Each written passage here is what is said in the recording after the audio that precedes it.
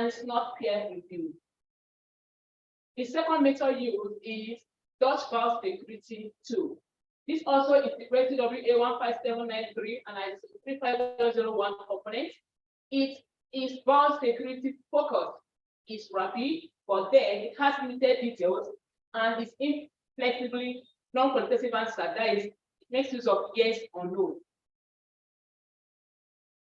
Self-assessment spreadsheets assess 11 major pillars, which are the good laboratory practices in the university, personal protective equipment use, waste management, shipping and transport, biosecurity, emergency response and incident tracking, operational medicine, training, inspection of BRM, risk assessment program, institutional commitment to BRM. These are 11 pillars assessed using self-assessment spreadsheet.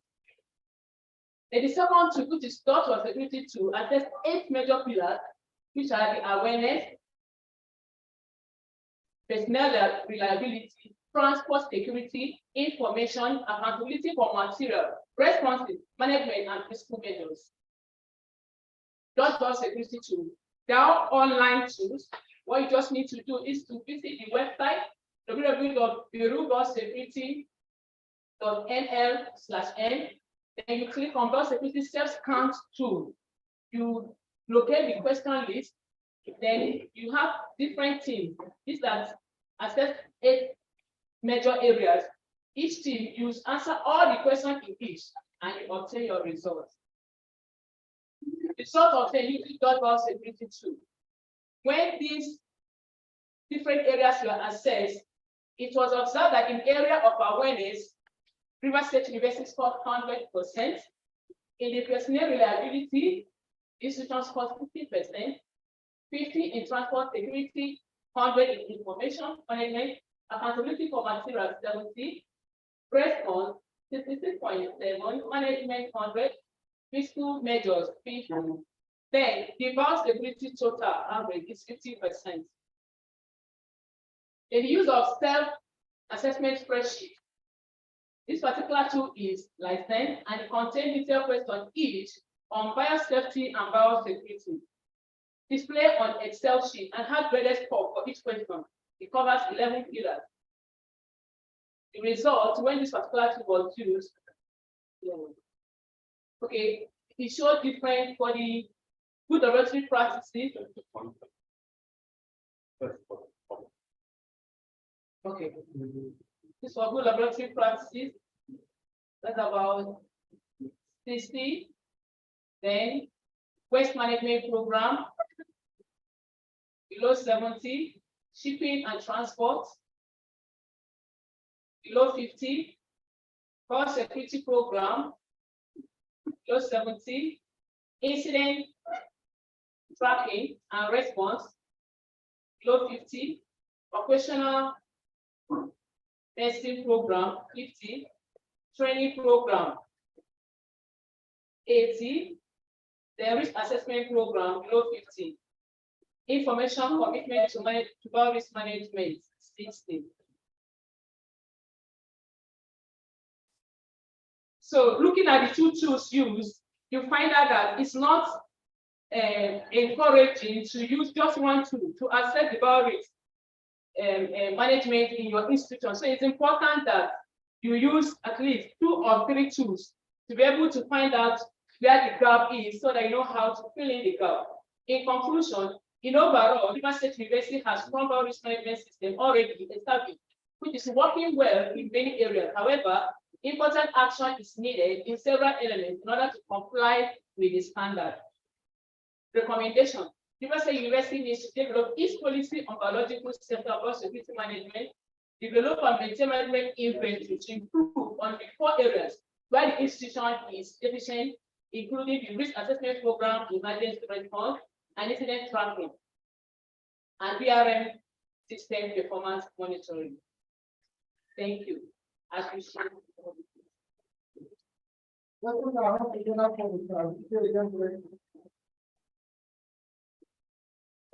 Finally, we will take note of your questions. You attend to the questions later. Thank you. So now for the next presenter. Yes. Oh. Prof. Just want to observe. What's your problem? This screen, we will like this. Look at the screen. Is it proper? This screen bent and so they will take a look provide the screen. While a conference like this, it's fine. You need to condemn it. Why did you accept from in the first place? Yeah? Someone is presenting still bent, it's bent like this. Something like this. When you bring somebody after the bank out and do that, you can go away in the first place. Honestly, Prof, I agree with you. It's for and I have the same feelings as you have. I want to appeal to us to please accept it the way it is, and let's see that we control these measures next time we are doing this. Yeah. All these things are not, some of us have already noted this from the first day. From the first day we came for the shipping class here, most of these things we noticed that we noticed them and we mentioned it. And I believe the ESCO has taken this into consideration, sir. Please, yes, sir. Yusuf Ibrahim, please. Thank you.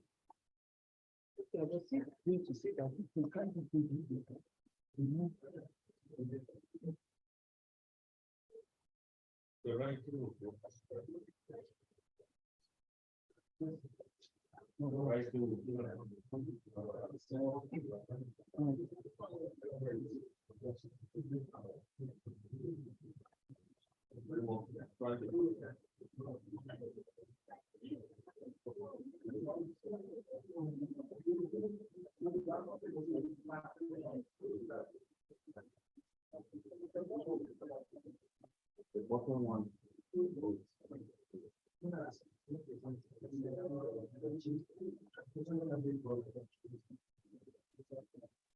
Good morning, everyone.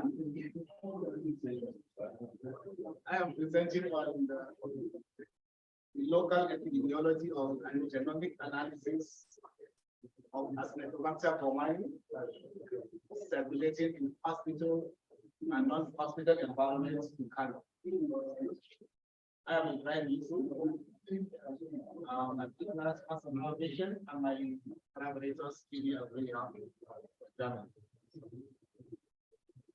So, Acinetobacter pneumoniae are globally known as bacteria that cause life-threatening disease. Very recently, in 2017, You want to play with that? Sorry? You want to play with me? Raise your voice. Okay, okay. Mine. Okay. So in 2017, it was part of the top priority organism So the hospital strength possesses the capacity to resist multiple antibiotics. They can transfer faster in the environment, hospital environments, and they have the capacity to acquire antimicrobial resistant genes faster. And that makes them a biosecurity issue. Apart from the hospital environments, you also get them in other non-hospital environments. If on the chair you are sitting, the table you are using, and your phone and your computer, they are there, and they have the capacity to stick to those surfaces so that even minor washing and cleaning cannot dislodge them from such surfaces.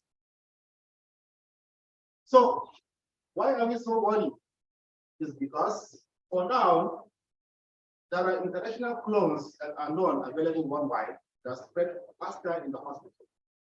But in our locality, we don't know which strains are available. And whether we have local strain or not, we are not sure of that. And that is the reason why we carry out this investigation. We have three objectives to solve that problem. We want to know the local epidemiology of A. pneumoniae from different sources using whole genome sequencing. We also want to know the current status of antibiotic resistant phenotypes in those organisms, the ones that are originally in them and the ones they acquire from from the environment. I want to know whether there are relationships between those organisms in the hospital and the one we get from the environment. So the materials and methods, we got clearance from the Ministry of Environmental Health to do that. We collected two types of samples from the hospital environment and the non-hospital environment. On the hospital, we have urine samples from inpatients was in the ward. And we also collect surfaces of their beds, the chair, and the drawers used by the patient from the two largest hospitals in Canada. In the non-hospital environment, we use soil from what we call semi-pristine environment, where we have less activities of human beings, and also we collect wastewater, toilet floors, swab, and the door handle from the hostel. So we consider that as non-hospital environment, and for the hospital we have this.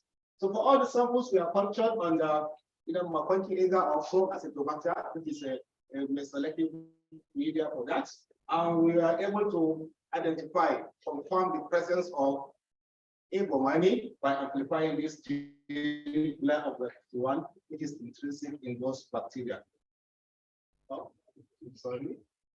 So furthermore, antimicrobial susceptibility test was conducted for the two categories of organisms.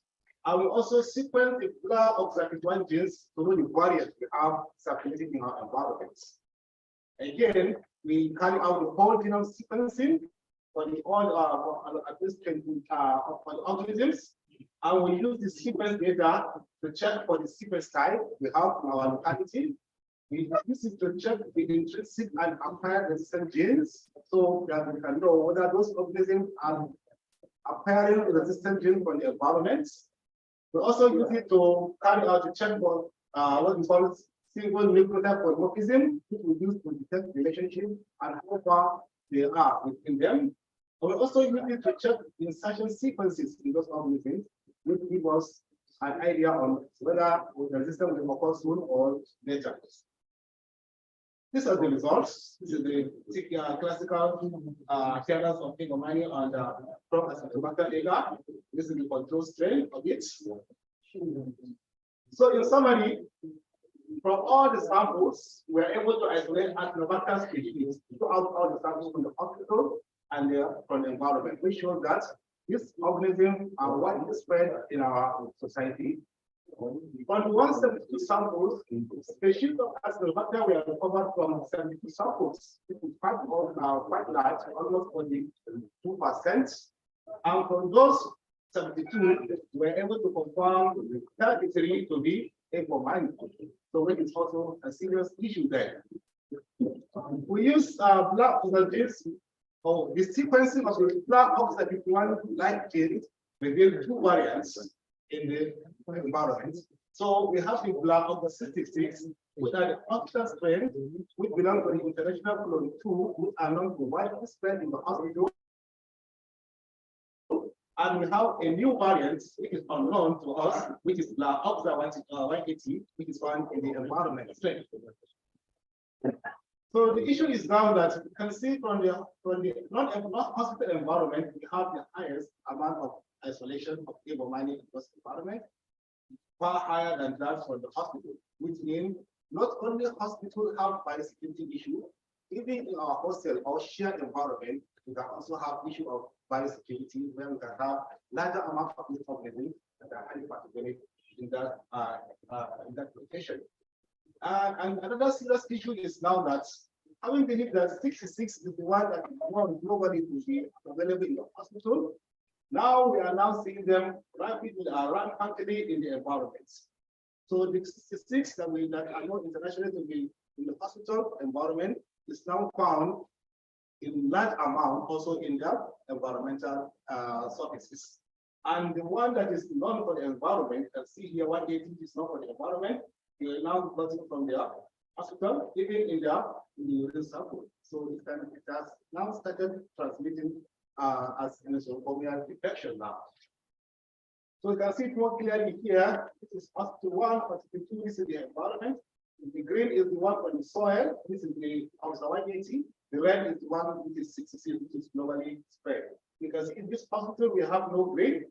And here you can see the one on the environment has started accumulating on the bed, the drawer, and the floor of the hospital.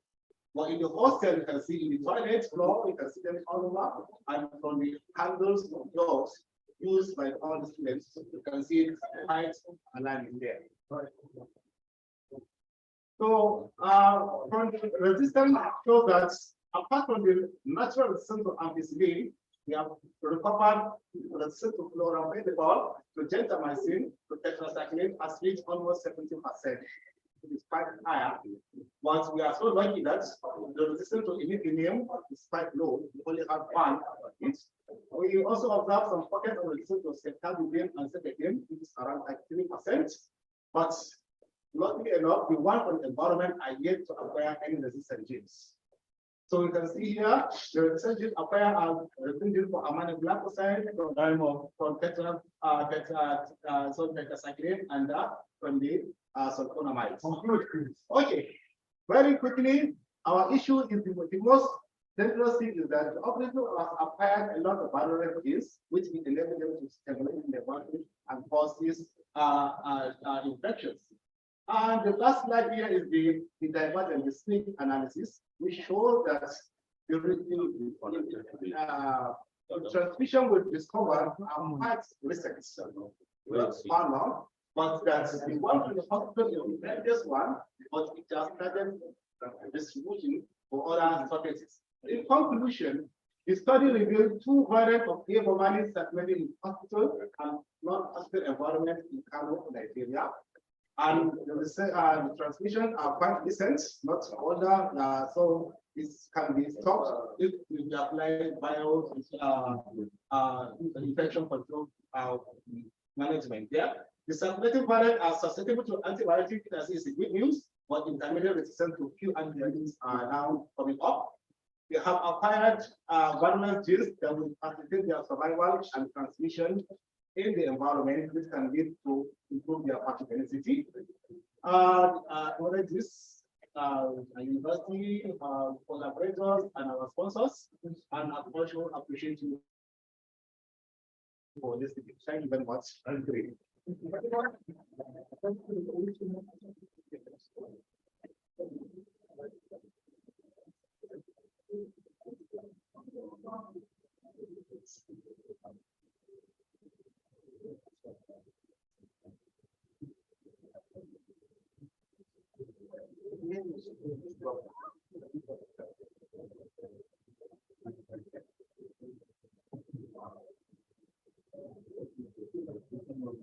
Thank you very much. Can we please put our hands together for the group to be kind? Very honorable presentation. Showing us how things are in our local environment and environment that we interact on a daily basis. Our next speaker is Salam. Salam, if you are ready, let's start.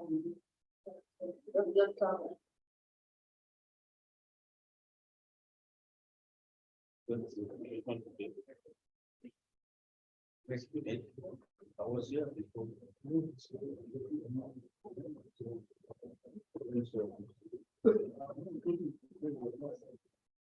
There was a devil no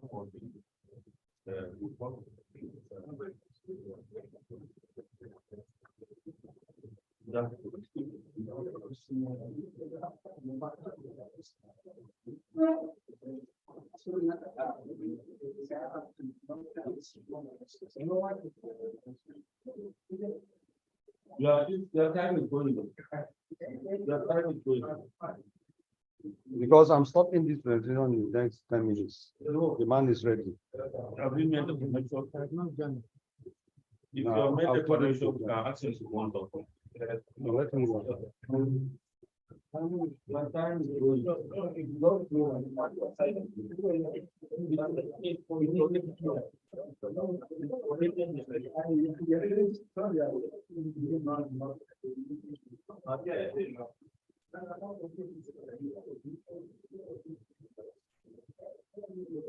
When I see your head,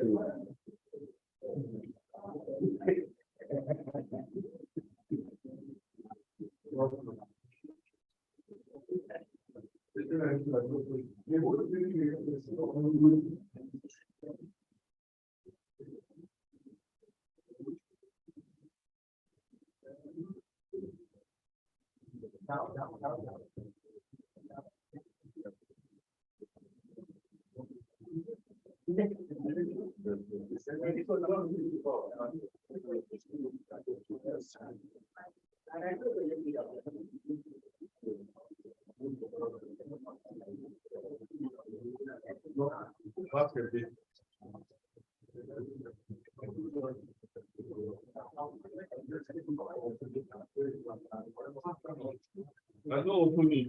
No, bring it back to the left.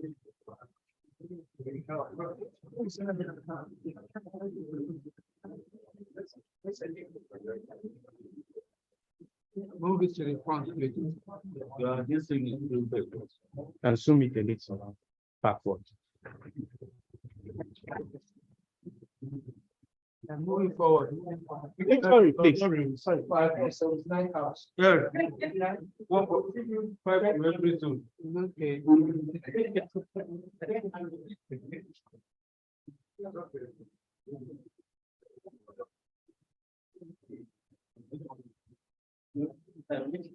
Are you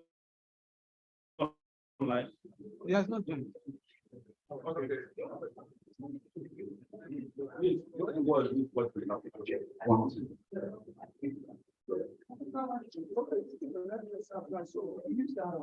So you have you present those and you show.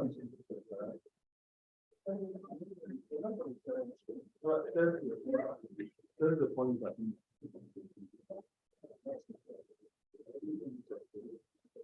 The first one, the first bottom up. Then go for. Okay, please go ahead.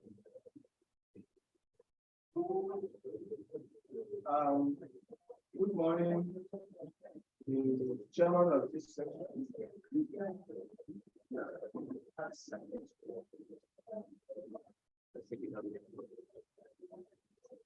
Don't go ahead. Okay. Good morning, the chairman of this section. Actually, there are a lot of modification in this slide. I could not reject it, so I'll just do with what I have here. We actually did an assessment of safety knowledge and practices in federal teaching of the institute. That's what I'm saying is amongst laundry staff in federal teaching of the Now it was a combined, a joint assessment done by Gloria, Michael, and myself. Yeah, actually, this is the location of the research. Federal Teaching Hospital is actually located in the northeastern part of Nigeria.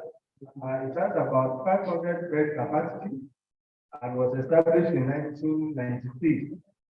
And of course, it has all the clinical departments. It's a very beautiful hospital. Of course, the work is done between me and Gloria. We all know that laundry activities in any hospital setting plays an important role in preventing the spread of infection and continuously supplying clean linen to various clinical work. The importance of clean and safe bed linen used in health facilities for patients and staff cannot be overlooked. Similarly, hospital laundry workers are widely exposed to various occupational hazards due to unique characteristics of their environment. Now, this is the setting of the department, that's the laundry department in the Federal Teaching Hospital, starting from the sorting area, the washing, the drying, and the ironing. Now, the aim and objective of this staff is to assess by safety knowledge and practices among the laundry staff in Federal Teaching Hospital and to identify existing safety practices and to assess the use of personal protective equipment among laundry staff, bearing in mind the danger and the implication of handling all these contaminated linen. Now, despite the significant role this personnel, that is the laundry staff, perform, there is very few research or concern about their health. People don't look at the implication of working in such a department. There was a study that was conducted somewhere, and they found out that all these organisms are found on the coming from the clinical ones. And most of them are pathogenic, and some of them are even resistant strain of this organism. Now, what is the methodology used for this assessment? It was a cross-sectional study that was carried out in the laundry department, and we used two combined tools for the assessment. We have a questionnaire, and we also do what we call physical assessment of what is happening, so that we can see real time how people use PPE during their normal duty. Of course, we got the consent of the staff, and through the advocacy visit to the HOD, and in order to give them the confidence that whatever that was given to us is going to be confidential and is going to be solely used for this. Now, this is how we did some of the administrative questions. You can see me and the head of the department, law department, and my partner also, Gloria, while administering the questionnaire. What were the results? The outcome of the assessment shows some degree of potential exposure to biological hazard through exposure to spills and splashes during the various activities. And there is also potential of risk of electrical shock, sleep, and which accounts to about 1%. In fact, when you look at the way they work, most of them don't really know that all parts of their body is supposed to be covered. And also, you find out that the equipment they are using is very old. There are open naked wires you can see, and even the floor, the environment, you see water dripping from the washing machine. So all these things actually expose them to a lot of this. We also find out that there is no any evidence of policy guidelines or even SOP, and there is no even preventive maintenance plan for the equipment, and no FSBS document, despite the fact that one of the risks, apart from biological, is also have a chemical working in that because they use a lot of chemicals. And we also see that even when we did the physical one, we find that some of them are not using the PPE properly. Some will wear hand gloves, but the foots are open. Some of them don't even put necessary protection equipment properly. In conclusion, the overall safety practices look fairly good, but deliberate effort must be put in place to close up some of the gaps.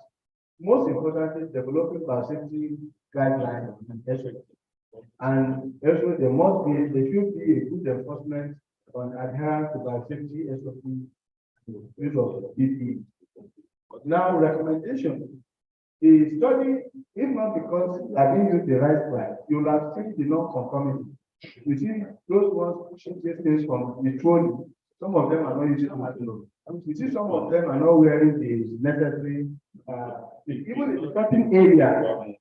Ideally, the starting area is supposed to be where the market from where you keep the clean one. Those things are not there. I have a photograph of those things on my slide, but unfortunately we could not detect it. So recommendation is that the study recommends the need for effective preventive maintenance plan and also establish biosafety policy and other relevant issues. But I'm happy to tell you that Gloria was able to secure a grant which is ongoing and trying to develop a biosafety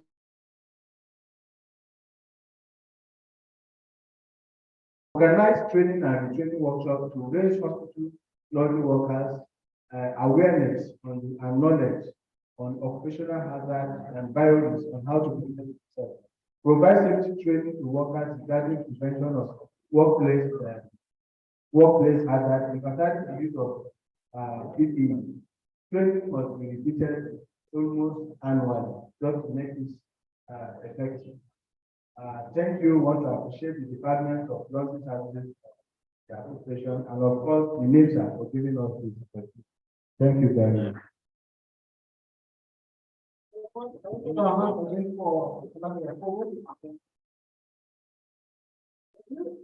you note that the questions should be, you want to attend the questions later, please. Our next presentation is going to be an online presentation. It's a something what? Questions. I think we decided like what we have.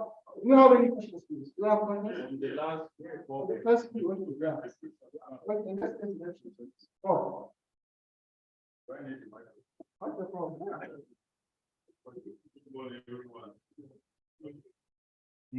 First, I want to commend the presenter this morning, those I met when they were presenting. I have no little question to just this last presenter. I was learning Yakubu. My question is, why do you choose only laundry department in this year's study? Like a comparison. Laundry and maybe laboratory or theater or the other group to see the level of our safety measure. Why laundry alone? Thank you for this question. Honestly, that is one of the limitations of this topic. In fact, initially we wanted to combine it even with CSSD. You know, CSSD are also people that handle contaminated equipment, and we were trying to even look at the three together. But unfortunately, because of the time, we are not able to do that. But one of the things that actually prompts this research is the fact that as a biosafety person, we have seen that there are a lot of things that is lacking within the hospital environment, not just in that place, everywhere. And when we came across how they were pushing all these dirty, contaminated ladies, we just talked to ourselves that I think it's better we even assess what is their knowledge. And we found out that they are not even professionally trained. They just employ you, push you to laundry, and you start working. Just little training. And let me tell you, after the research, the head of the department was so grateful because we did a very elaborate recommendation, and we made him know the importance. Assuming you see my normal slide, you find out that even the boiler that is being used, this boiler was installed since over 20 years ago. In fact, when the experts visited them recently, and they now asked them, when last did you do a thorough maintenance on this? They don't have record. These guys ran away from that because they said this is a danger waiting for, it's like a bomb waiting for explosion. So what I'm trying to say is that we are able to create that awareness, then looking at the gaps, and they were so grateful. And we even have a design of the presentation coming up soon, where we are going to invite staff of the laundry service, CSSD, the cleaners, for safety lecture. And we have already done the design, and it has been accepted by the hospital's management. I and Gloria, we are going to do that because that thing is lacking virtually all our teaching hospitals in Nigeria. Thank you, sir. All right, Thank you very much, Aslam. It's like Dr. Leonard McJeffern is already online. Good morning, sir. Can you hear us? Good morning. Good morning. Good morning. How are you? We're here. It's a pleasure to see you this morning.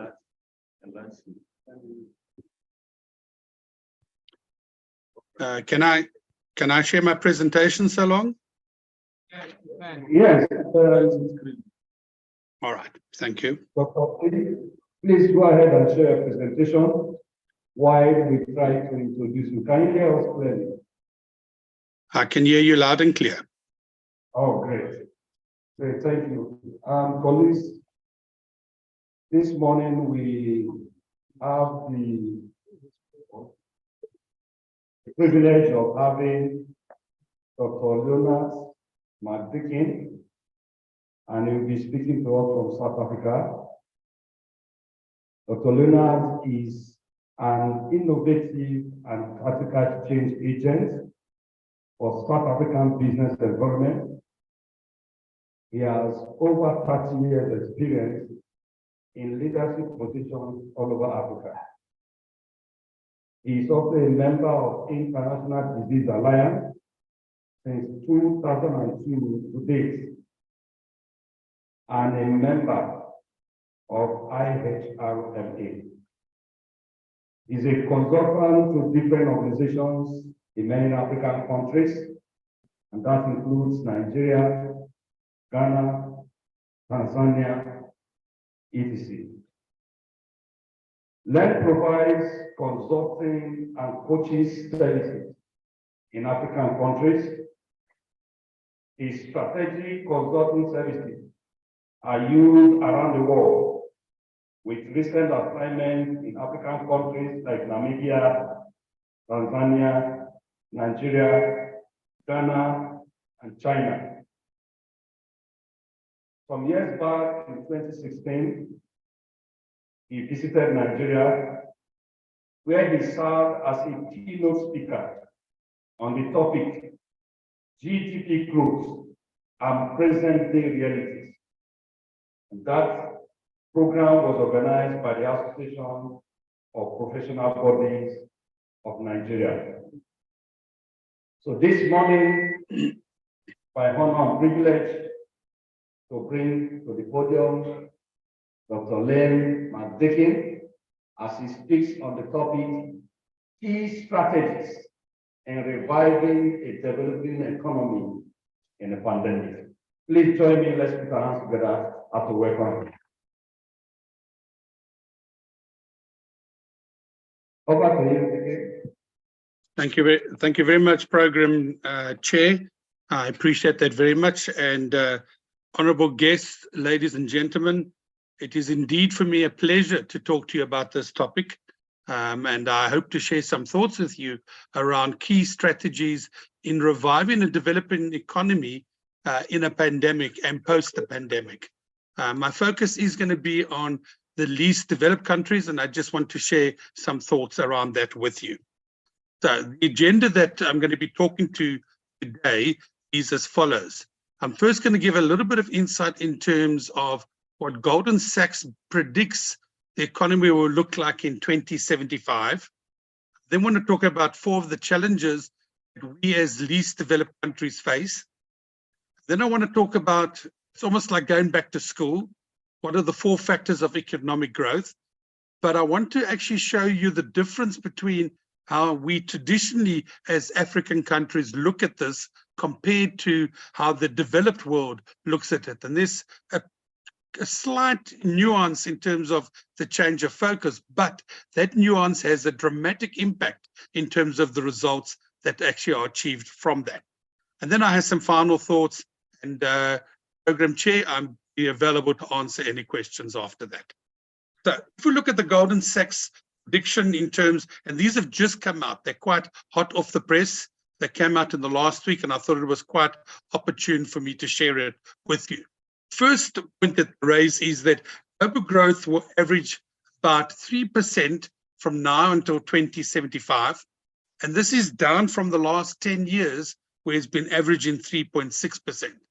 So in terms of from a global growth point of view, there's a little bit of a slowdown. Important thing, however, is that emerging markets continue to converge with industrial nations, and in particular with China, the US, India, Indonesia, and Germany. Now, this is important for us because they're conversion and utilizing much of our resources, but convert that into other goods that are then on-sold back to us. And that has an implication for us as developing countries. But I did want to share with you one thought that is extremely important that came out of these predictions, and that is that if you look at the current trajectory of certain African countries and other developing economies, there's an interesting trend that's happening, and it is my wish and dream that we'll see this come to fruition.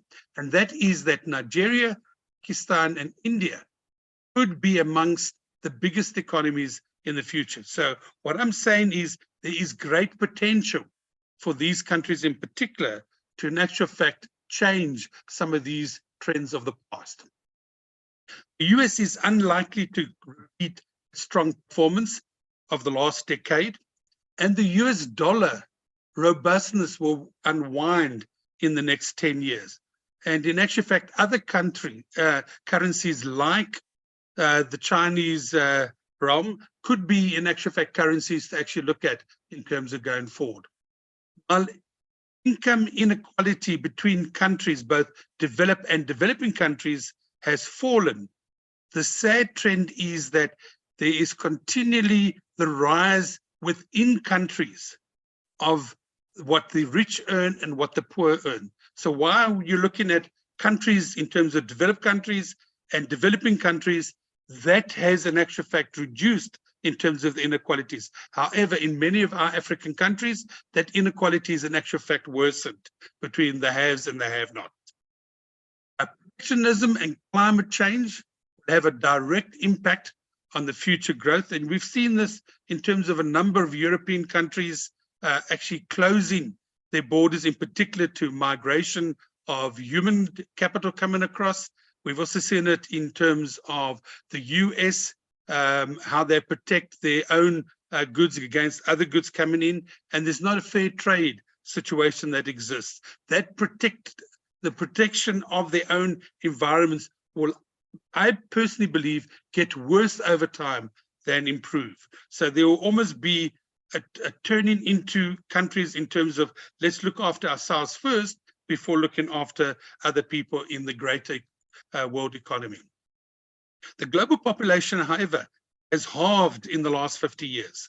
Now, this is a good thing for most countries because that enables us to actually make sure that we can actually look after our people. However, there's one kind of caveat on this, and that is the aging populations are increasing dramatically. As you can see, I'm one of those aging populations in terms of the gray hair. And the challenge that we have in the future is how we're going to fund the healthcare costs for those who are getting older over time and in actual fact need to be cared for. So while the growth in the population as an average in terms of annual growth has decreased, the actual death rate has not in actual fact stayed at normal. And in actual fact, people are living longer. And of course, that has the unintended consequence of increased healthcare costs. And those who know me from the previous keynote address that I gave, as was mentioned by the program lead, that was around healthcare. And healthcare is one of my strong particular areas that I consult on around the world. So if we look at 4 of the challenges facing least developed countries and developing economies, they are as follows: soaring debt, export marginalization, energy poverty, and climate vulnerability. I'm going to talk to each one of these a little bit. So if we look at soaring debt, even before COVID-19 pandemic, the UN agencies warned about the climbing debt burden of our DC countries, which undermines their ability to provide basic services such as healthcare, food, and education. Now, healthcare, food, and education are extremely important for countries in terms of looking at how can we revive our economies in a pandemic or post the pandemic. If you look at the debts, they have not only grown, but also it's become a lot more expensive to service that debt. And if you look at just the debt servicing, that's the interest that needs to be paid on the burdening debt. That has trebled to $33 billion just on the interest that needs to be paid. And this represents between 5 and 13% of the value of all the exports of those countries that are in actual fact have this rising debt burden. And COVID-19 has actually made that worse because there's a number of additional grants that were granted during COVID. There's a number of additional financing mechanisms that have taken place. So this, in actual fact, is worsening as we look to the future. If we then look at export, developing countries are marginalized in terms of the export. We remain marginalized in terms of global trade. We only share around 1% of total merchandise exports since 2010. And the main exports leave us highly vulnerable to global crises and shocks. Now, I'll give an example. Nigeria is a typical example of this in terms of if the oil price drops, it has a massive implication for your economy in terms of the fact that you export a lot of, crude oil to various countries. If that price drops, your revenue as a country also drops, and that has unintended consequences. Although several of the RDC countries have broadened their export base, most of us still remain dependent on commodities. And we rely on things like copper, cotton, gold, coal, and oil, and that represents over 60% of the merchandises that we export. And one of the biggest things that I want to try and achieve over time, and I hope to see it in my lifetime still, is that we as African countries move away from just providing raw materials to the developed world. We need to take those raw materials, reprocess them in our own country, and develop those skills, and then sell that as merchandise into the international markets. That's the way we're going to make a change in terms of these particular trends that tend to marginalize us. If we look at energy, which is an important aspect, I look at energy at the moment, and I'm sitting here in Cape Town. Thank goodness I have an inverter. We're on level 6 load shedding, which means that we have 3 or 4 times a day, 2 to 3 hours of no electricity. And that has an implication in terms of business, and it has an implication in terms of people's lifestyle. More than half of the people in low developed countries still lack access to electricity. And this was a survey done in 2019. About 570 million men, women, children in our countries don't have access to light at night for reading. So that has an implication in terms of studying and improving themselves, and are unable to even charge their cell phone during the evening. This situation is worse in rural areas. About 2/3 of the population living without electricity. Where electricity is available, such as in large cities, access is often unreliable. And I've just said to you, I live in probably one of the most developed cities in Africa, Cape Town, and we have level 6 load shedding.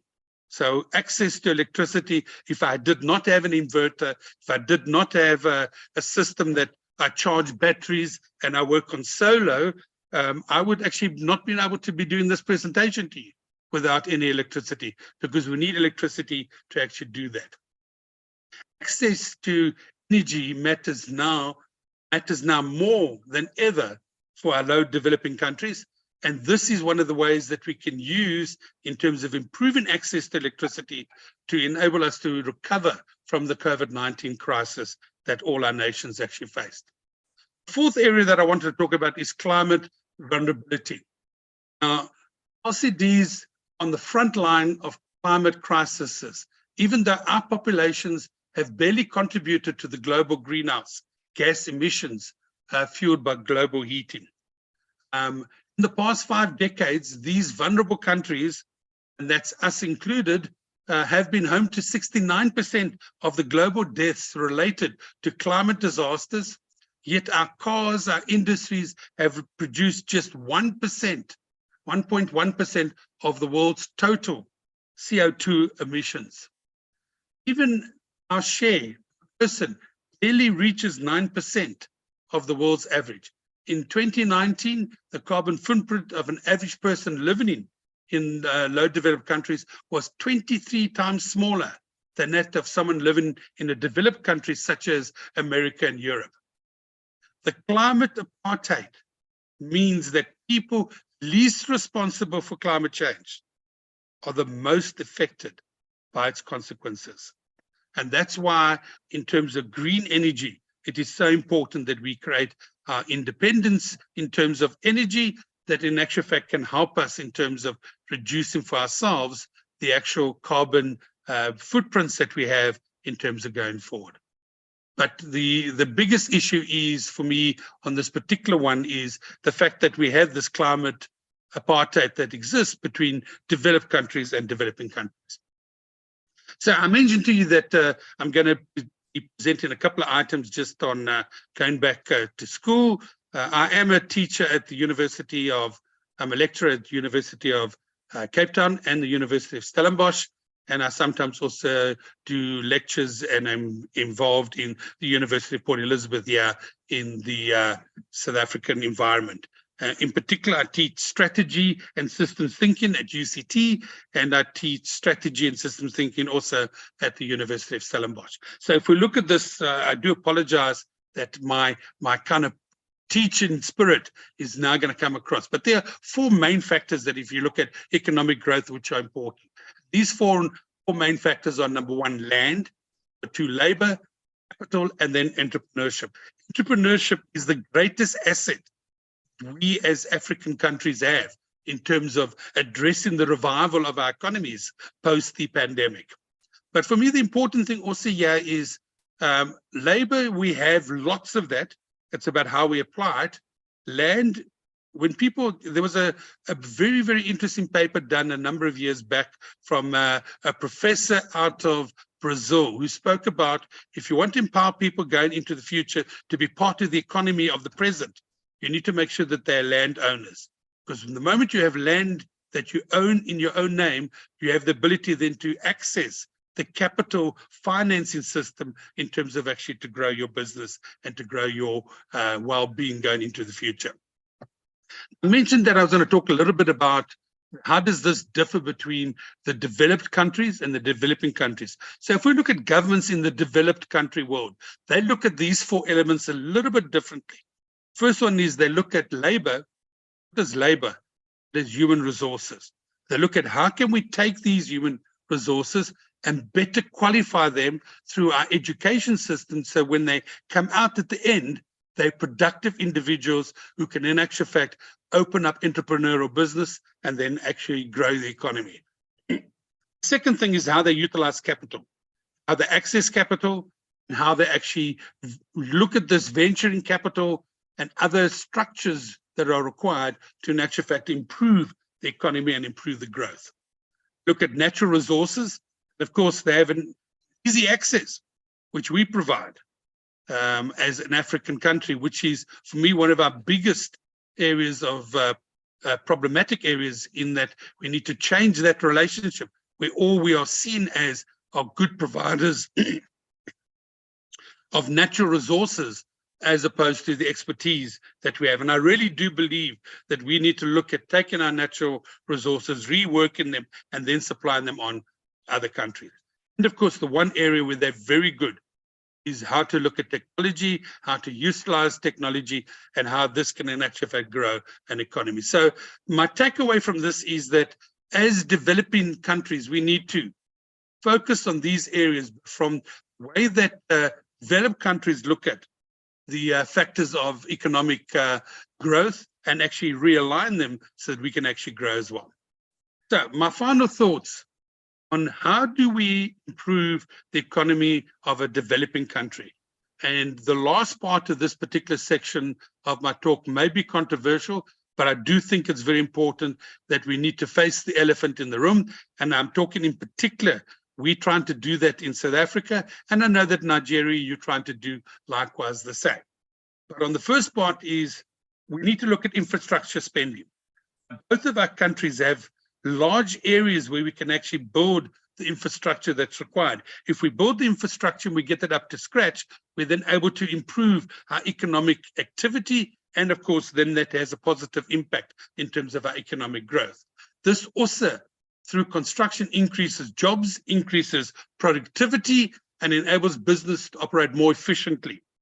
When this happens, countries then can do the other things which are very important, and that is such as cutting tax, looking at tax rebates, encourage development and construction into the areas that will make a difference in terms of the economy going forward. Stimulate economic growth through deregulation. I know in South Africa, we're such a regulated country, and in many ways that stymies business and enables business not to realize its full potential, and hence the potential of additional taxes into the fiscus that would be beneficial to the country. We need to use infrastructure to spur the economic growth, creating jobs and creating cash flows to our citizens. And last, and this is the area that you might find little controversial, but for me, I must tell you, I feel very strongly about it because it makes a massive difference in low developing countries. And that is number one, you've got to root out corruption wherever it exists. And unfortunately, corruption robs our citizens of what is due to them. We need to uphold human rights, because human dignity and their rights are paramount. And we need to adhere to the rule of law. Nobody is above the law, and everybody needs to be applied or be adhered to the same rules of the game. If we do all of the above, I have no doubt that this will revive developing countries in and post a pandemic, and will make a vast difference in terms of our economies going forward. Now, Program Lead, this is just a couple of thoughts that I shared on the topic of how to revive a developing economy in a pandemic and post a pandemic. And I do hope that there's all some value and that participants in the conference have found it of use. I'm very happy to take any questions. If there are, over to you, Program Chair. Very much. Thank you very much, Dr. Madike. It's now time for questions, please. The deacon is ready to address our questions, please. Yes, you can. Okay. Could you please stop your share? I shall stop the share. Absolutely. There you are. I find just one of the comments, it's not a question. Thanks for your beautiful presentation. I just want to tell you that we talk about going back to school, and you mentioned entrepreneurship and capital development is one of the important factors for economic growth. I'm glad to tell you that there's a program going on because in the university in Nigeria, most of our researches are based towards publications. But we know that this is in the university, we have this accumulation of knowledge, people doing research. So the government is trying to do, and they're doing is to promote finance for the universities. And that, I believe, we have in entrepreneurship. So that is what is currently going on in university regulation body, which is the NUC. So I want to tell you that something is going on in the area of entrepreneurship by promoting finance. Instead of universities focusing on researchers focusing on publications, they are encouraging finance for the university. Thank you very much. So that's a comment. Question, please. Yes.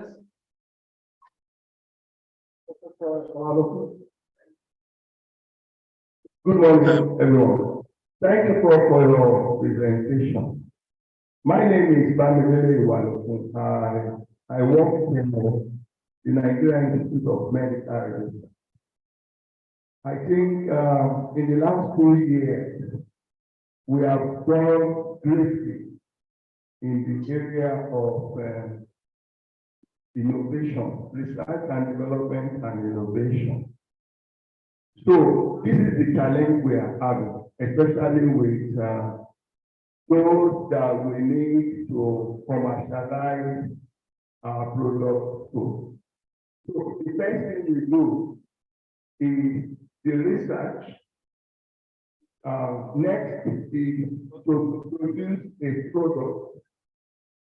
Next is to validate that product that it is working across our laboratory network. Next is the engine. So we have an organization in Nigeria called NiBSA. And NiBSA is located in Abuja here. So we have issues of communication with NiBSA initially and easy access, to say that we have the program ready for treatment.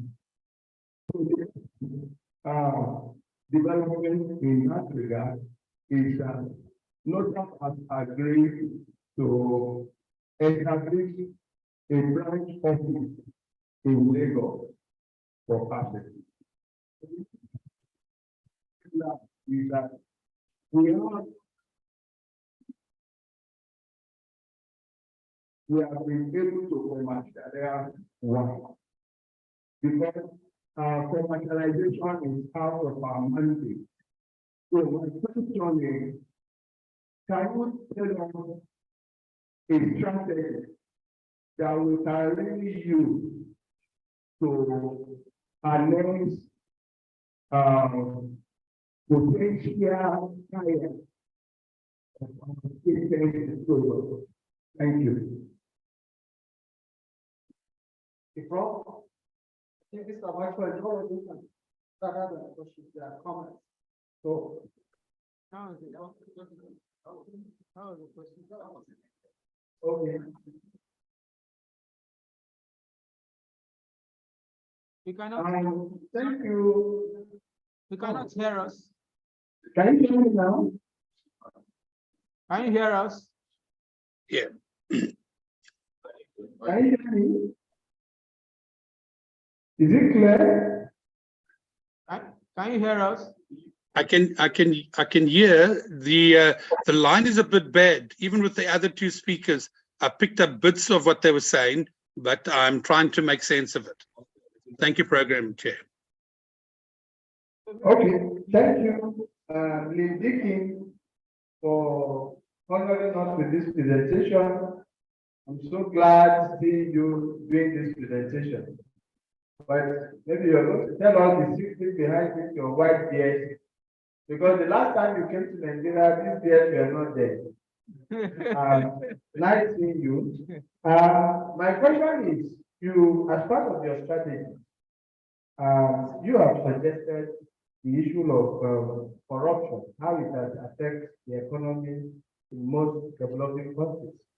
And you have suggested that we should root out this corruption.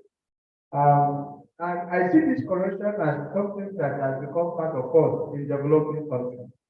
What are the practical ways you think we can get out of this corruption, particularly in most countries that are supposed to be rich in some of these mineral resources like Nigeria, which ordinarily should have good of our economy?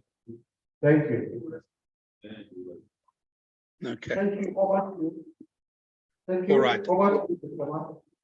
Thank you very much. I'm going to talk first to the First Lady's comments and questions. And if I understood it correctly, Madam, you were talking about the universities and the fact that they train for certain provocations and certain careers. And I think the curriculums at universities need to be looked under the spotlight in terms of, are these qualifications that people are funding? And understand that we as citizens fund our universities through taxes. So it's very important that we need to make sure that what qualifications come through from the people attending university are in actual fact the qualifications and the skills that we need as a country in terms of to grow our economy and to grow and develop our country. And not to end up, as happens in many of our countries, that many of our very qualified and educated citizens end up in actual fact immigrating to other countries. And then we lose those skills, and we've actually paid for those skills as a country. So I think your point there in terms of that is extremely important, and the curriculums related to the outcomes thereof is an important aspect. And that will help in terms of reviving our economy. So we need to be developing skills and people that in actual fact can make a difference in our countries in terms of what we require to actually improve our particular environments. And each of our countries are very different. You know, I've traveled quite a lot to Nigeria, and as the program chair has said, the last time I spoke, I was actually in Nigeria, in Abuja, and it was at the Hilton Sheraton that we had the conference, and I was able to engage and mix with the different of the attendees, which I found extremely valuable. I'm sorry that I'm not with you at the moment in Abuja. I would have loved to have been there, but just consequences and that didn't make it possible for me to attend with you. On the second question from the gentleman related to the medicines and innovation, I sometimes think we forget the qualifications and expertise we have in our countries. And if I look at COVID in particular, the amount of times when innovation came out of Africa related to vaccines and the production of those vaccines, we need to look at that. So innovation is extremely important, especially in medicine. You also spoke a bit about research, and I think research is extremely important. And we need to make sure that the research, again, which is funded through universities and paid through the fiscus, which means that our tax money is directed to that, is directed to us solving the problems that will in actual fact make a difference in our country. And not just for the sake of actual fact getting a master's or doctorate for the sake of getting a doctorate. It needs to make a difference. And you could have a different structure. And I've said this in Parliament here in South Africa.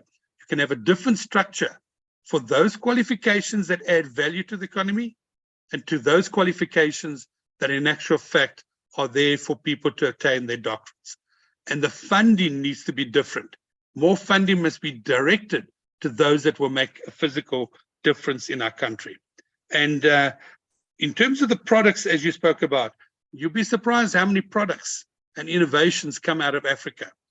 I think sometimes we just don't have the capability to in actual fact position that, innovate and market that through to the greater world. And what ends up is we sell that too cheaply to a big international pharmaceutical company that then extracts all the value, and that value doesn't come back to us as an African country.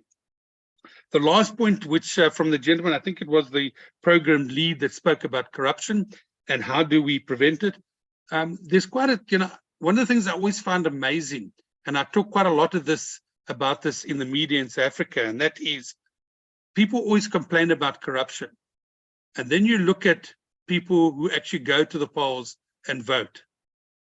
We vote for the people who represent our country. If I look at here in South Africa, we always have a very low vote percentage. And it's normally those who don't vote who are the most verbal in terms of the corruption. We must vote the right people in. We need to hold our politicians accountable to measures. They need to deliver on what they promise. And if they don't, we need to vote them out to get people in that will deliver. So for me, the biggest avenue and the biggest control we have is in actual fact us as citizens doing our citizen role in making sure that we elect the right people with the right agenda to meet our requirements. And when we do that, we'll be a strong way to actually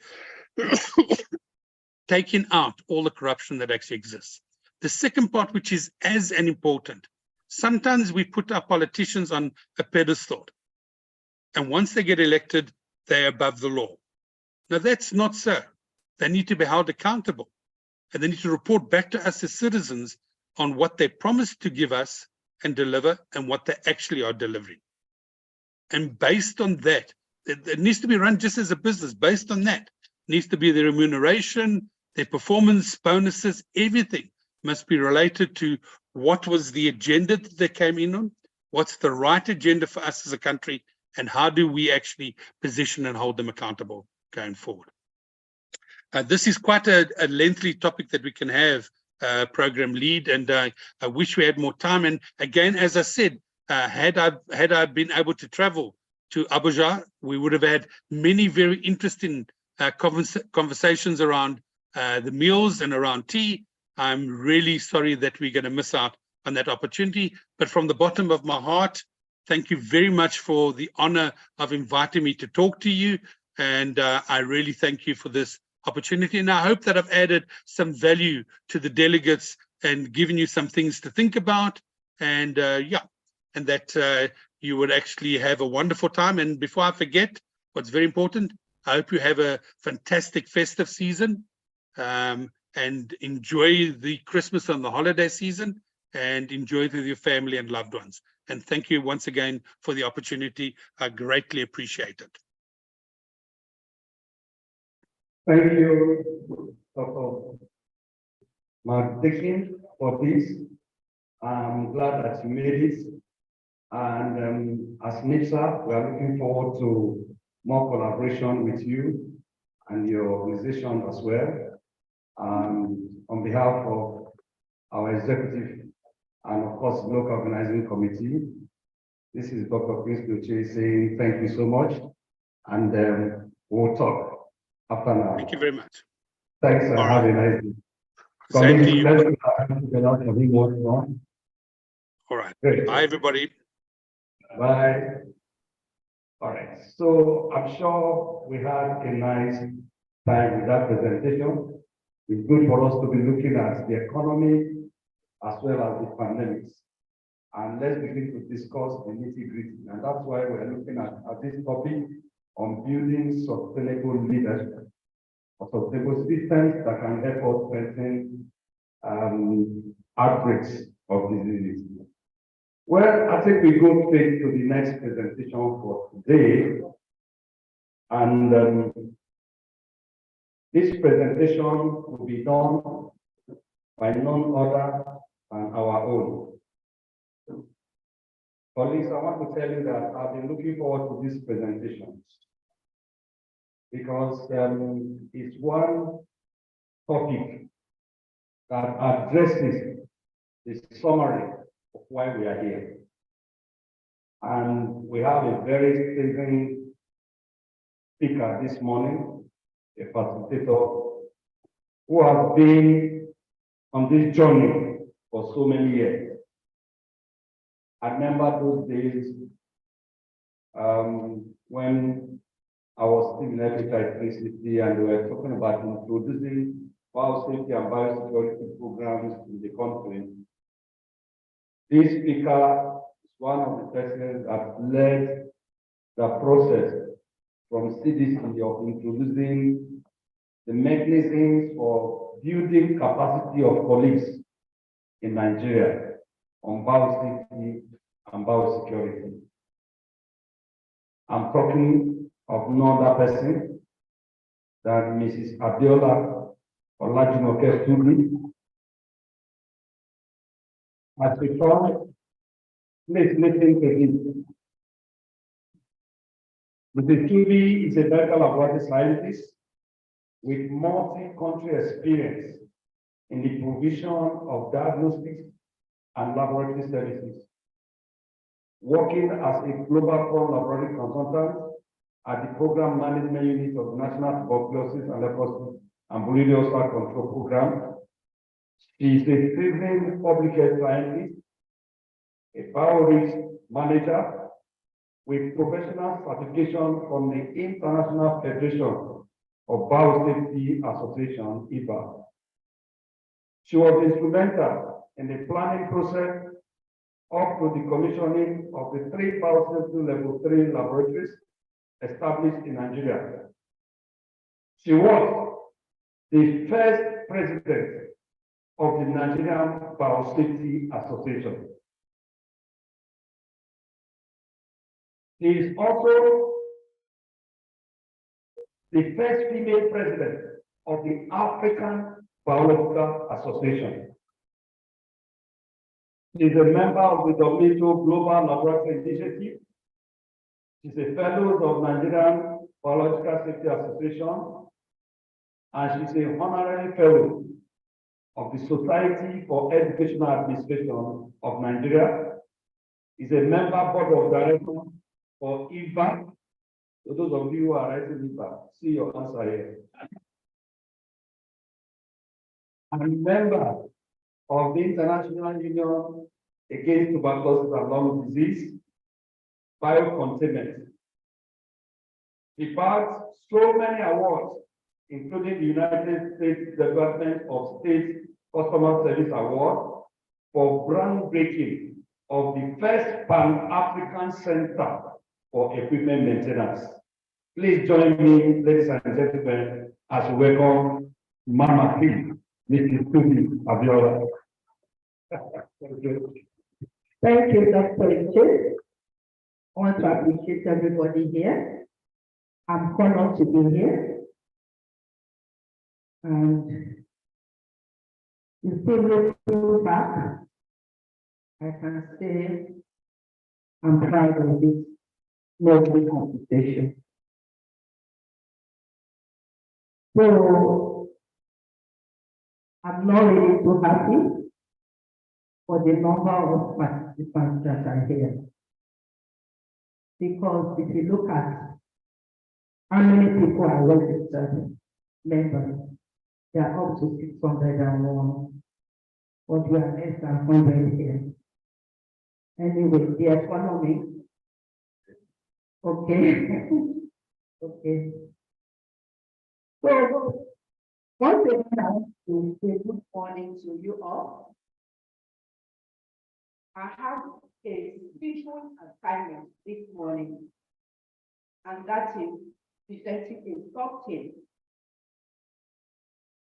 titled Instituting the Culture of Biosafety and Biosecurity in Africa.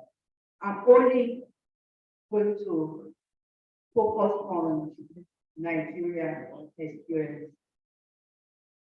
And this presentation is in conjunction with the theme, Building Sustainable Biosafety and Biosecurity Capacity for Effective Response against disease outbreaks in Africa. My presentation outline is very simple. The problem statement, where we were, what we have done, or what and where we want to be as a country.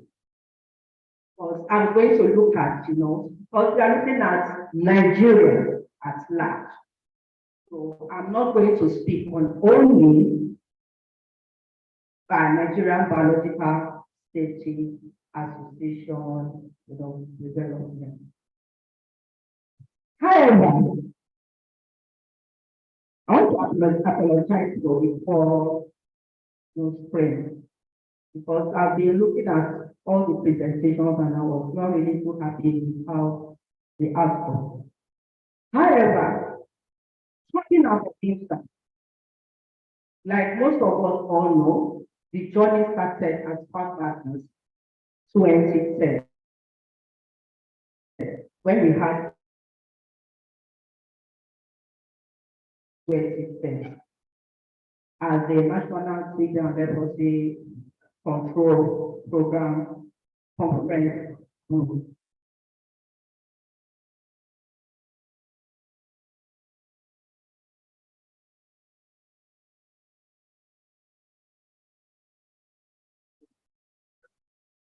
Moving down the lane, we were trying to, to get funds for something that was not too, we are not getting it very right. For that project, the Sandia National Laboratory rescued. And in 2013, we had Pregnant Development Program. Here we have TOC, and also we have biosecurity, biosafety, biorisk management, and shipward, shipward program. And there we had trainers.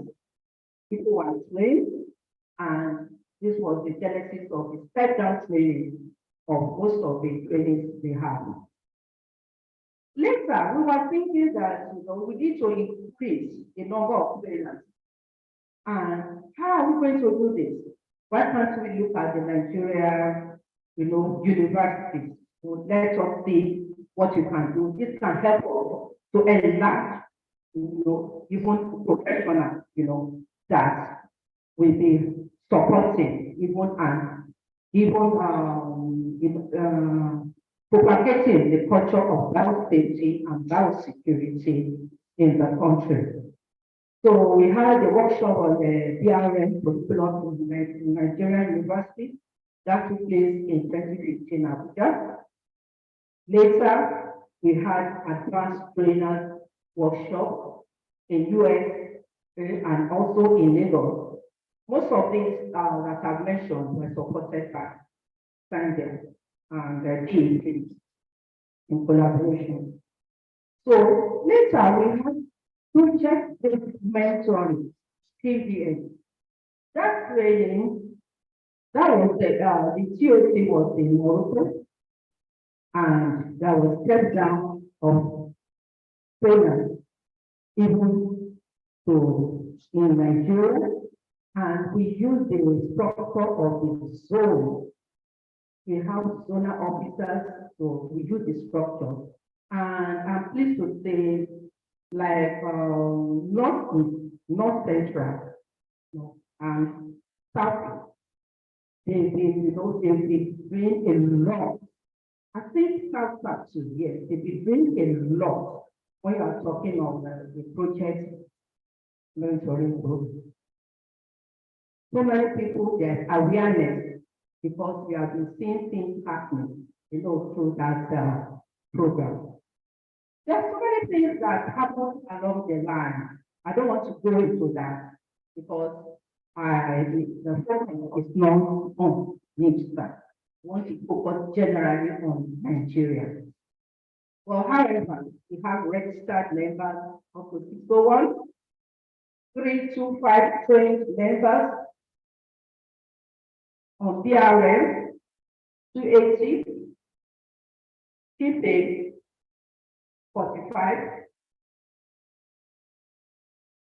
We have NiBSA trainers now on BRM, 60, TPA, 6, ILDS certification training. We have for BRM, that is for the certification program now, BRM 67, biosecurity for mentor we have on waste management 1.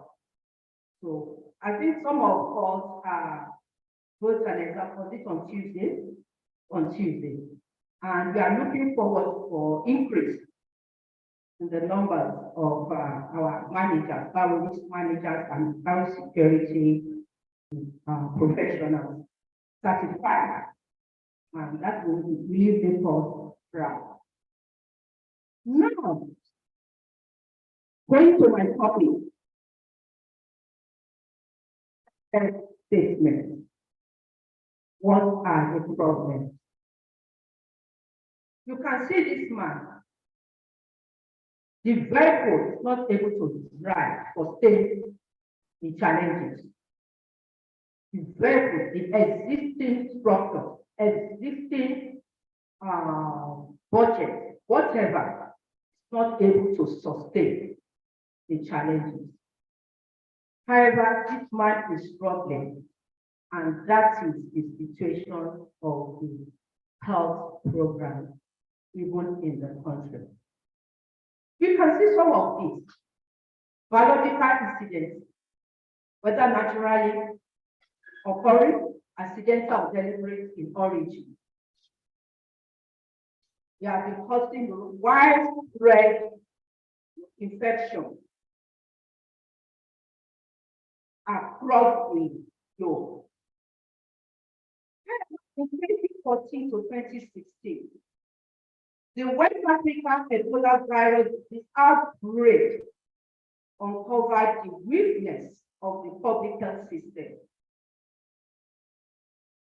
And part of these weaknesses are that we don't have adequately trained and personnel. We have limited equipment and infrastructure, even when we are talking about our health system. These are the things that the pandemic uncovered. However, establishing a strong culture of biosafety and biosecurity, and the conduct to conduct risk assessment to manage risk, to protect us individuals, communities against this risk, were also areas of concern. We will not overlook and remove our eyes from talking about multi-sectoral engagement efforts. As we know that multi-sectoral engagement is going to foster biosafety and biosecurity culture, which we know is not widespread generally in the country. Then overall, we need to work together to build and foster strong partnership to mitigate and also manage the biological risks that we are around in the society. Battling a pandemic in a fact-resistant world. I took this from one of the WHO. It was so interesting. Hello? That's right. No. Okay.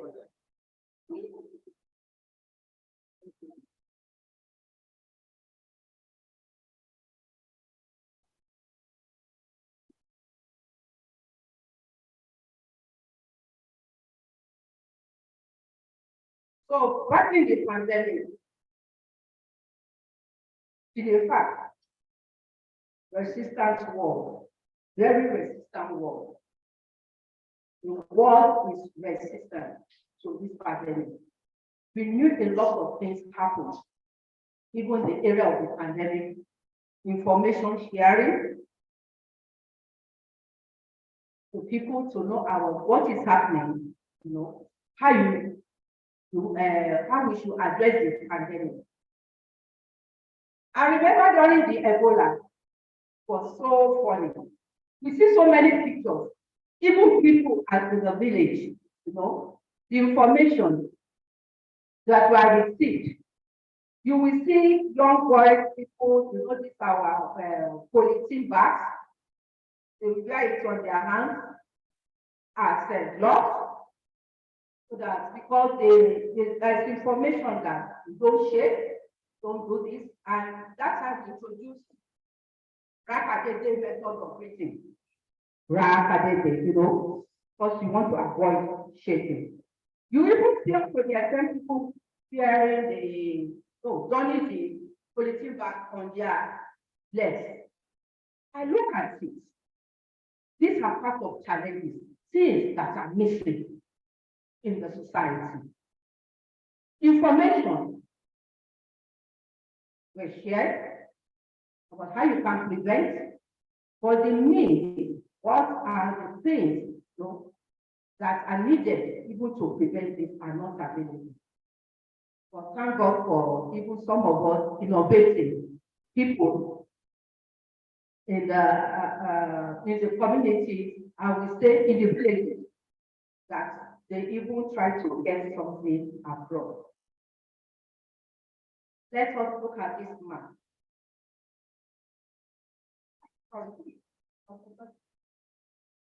Let us look at this man. How do we see this? How do we see this? I won't say. Yes, sir. Pardon? Unsafe practice confusion. The same thing. I thought, yes, sir. Danger.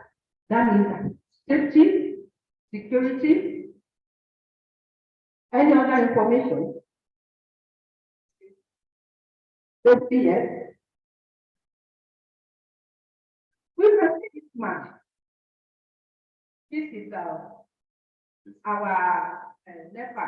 So, what do we call it now? We are used to NEPA. PSPS.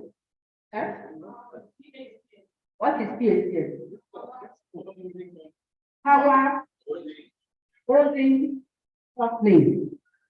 And they are holding the power of the country. Electrical power. I have my madam here, please don't be annoyed. I know somebody here, the husband is of a patapata in the place. So please don't be annoyed as we abuse the company a little. Let's look at this. We look at this as what is functional or weak, not related to what weak health system under prioritized areas of health security. Is dysfunctional. Our health system, is that not true? Yes, dysfunctional. Under prioritized. When you are talking of health system, something that You know, people don't even care about go to the hospital, even to see qualified medical personnel in every category, whether clinician, whether laboratory worker, or several pharmacists, everything, you know, it's difficult to get, and they are overburdened. Everything is what? Complicated. Connection between health and security sector actors for outbreak response are weak. This man is out for a response. And you can see the connection here. But I will say that a risk assessment was not conducted before this man decided to even go to this type of thing. This is not safe. It's not that the man is not competent. I will not say he's not competent, but the enabling environment is very challenging. If there is biosafety and biosecurity program management, if we have visible, they are visible in society, most of the challenges we have in our health system, you know, will be ignored. We have limited number of competent and multi-sectoral biosafety and biosecurity workforce responding for biological threats. I was just looking at within our NiBSA here, the effort, our effort to increase workforce. Despite all these efforts, we are still having what? Challenges of having what? Adequate trained personnel. When I was at the certification, only one person in waste management, only one mentor we have. For biosecurity, certified biosecurity professional, and 6 trained keepers. Even there are so many keepers that are trained through these 6. Can we look at it? It's not that there are times there are things you want to really do a lot to change the system. But when you are talking of budgeting, money, ego, over, spending, Wazobia is not there. This bull is not as strong as the lion. But what happens? Because there's no budget, it has silenced a powerful program health system that silenced us. We need money to do a lot of things. And it's one of the things that affected even like this conference now, that we have a limited number, because I know that it's not everybody that can be, you know, that can be supported for this. So money is very great, budgetary allocation. I remember in my early days, it's still happening up to now. When it's time for budgeting, annual budgeting, putting everything. For example, the laboratory is the last to be considered. It's after everything has been allocated to every area, those areas that can be able to get something to pick back. Then you now look, oh, we have a forgotten lab. Okay, we have these 2 naira for 4 million remaining. I think you can give laboratory. And not knowing that laboratory is the backbone. When you are talking of laboratory, you are talking of researchers, you are talking of whether it's university or anywhere. You know, we have laboratory units in all these places. What we have done like I said, thank God for the Ebola and the COVID pandemic that has brought so many things. What happened was that there was little risk assessment that was conducted, especially at the entry points, whether at the port, airport, seaport, every other entry point in the country, which we are conducted and we say that that we need to mitigate even when we are talking about these entry points. Mitigate in the area of risk management, the logistics, the surveillance, upgrade. A lot of upgrading was done, both structurally and infrastructurally, even due to this pandemic.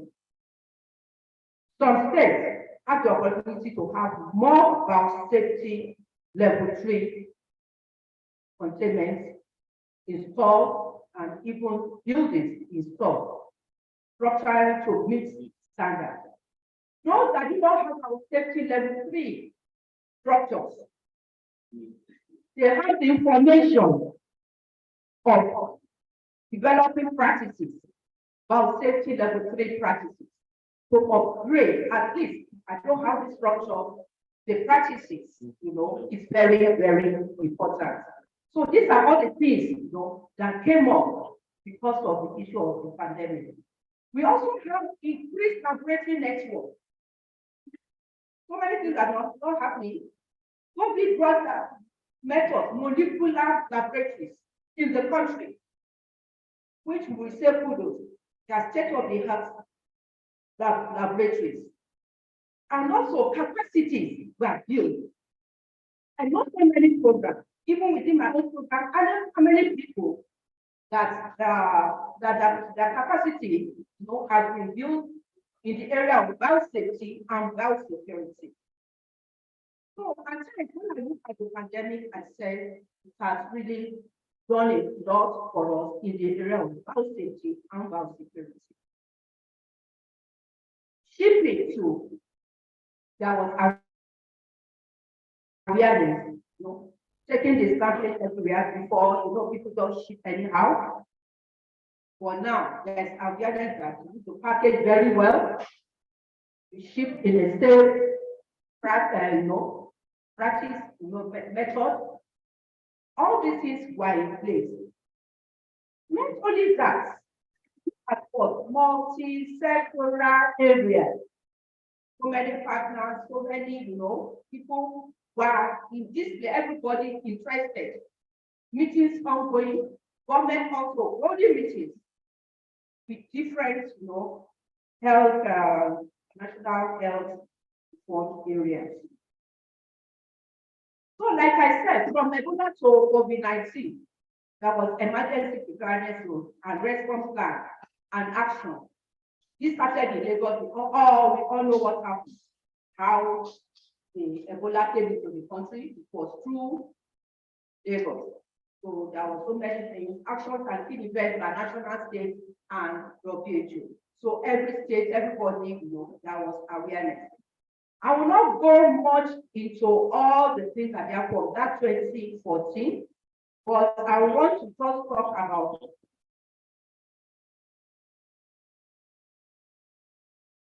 sorry, I've not been using this was what I talked about the things, what we have done, all I've explained.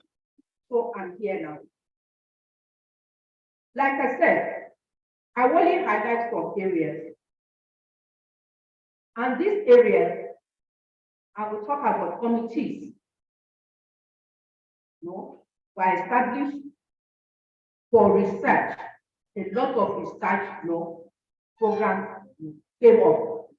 That was 2014 that the committee, we call the committee State Government, Committee State Ebola Viral Disease Research Institute. That is SEVVRL. In 2015, Biosecurity, Biocontainment, and Biobacking Committee came up. I told you I want to emphasize on areas of biosecurity health security, how the culture was instituted. 2017, bringing of personnel coming into the Lagos by air, sea, and land border. 2018, Governor and Governor General of Canada inaugurate the new biosecurity laboratory in Lagos.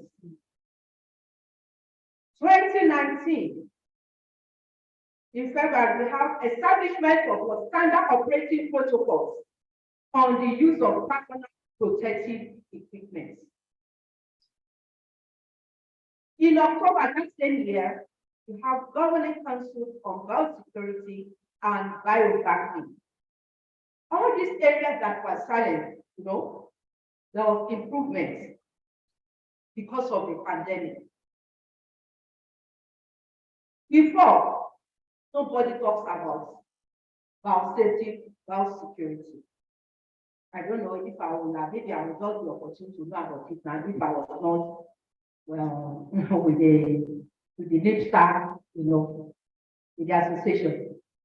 2020, we have activated National Emergency Operations Center. This one is multi-sectoral for the coronavirus preparedness group. Also in 2020, in January, there was a link with the National Incident Coordination Center. It's also another area that we are concerned. I would not concerned with incidents, no, we are. So these are the things that happen. So this pandemic really brought up areas when we're talking of health security and safety.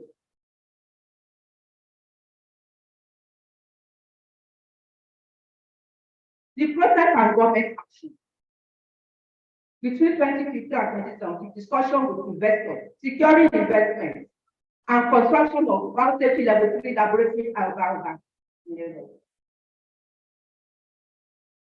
2015 to 2020, capacity building of key public health staff on biosecurity and biothreat reduction through training, workshops, and conferences. These are all the things. Most of us might not know, but these are the things, on the ground, these are the things that happen. In between 2016, sorry, and 2016 to 2020, we also have upgrading and expanding isolation capacity. Isolation centers, hospitals, you have people isolated. And that one we have all over in different states.